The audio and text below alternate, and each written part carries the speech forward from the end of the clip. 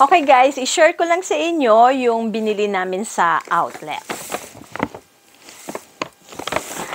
Umpisahan natin dito sa binili namin sa Crew Clothing. T-shirt para kay Dane.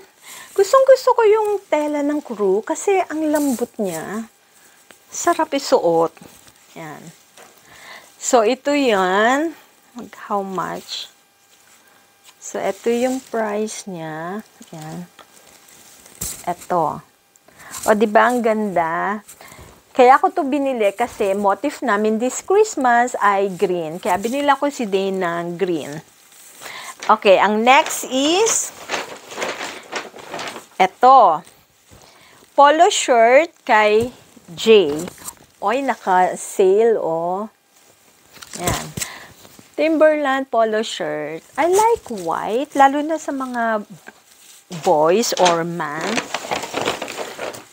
And next is this. Another t-shirt. And again, naka-sale din siya. Goodbye.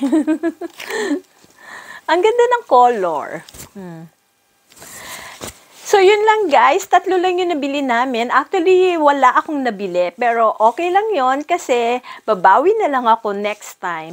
Wala kasi akong nagustuhan. Kaya ayoko naman bumili ng hindi ko talaga gusto, diba? So, okay lang na yung boys ko lang muna ang meron and ako ay wala. Okay, thank you for watching. Please don't forget to like, subscribe, and click the bell icon for more videos.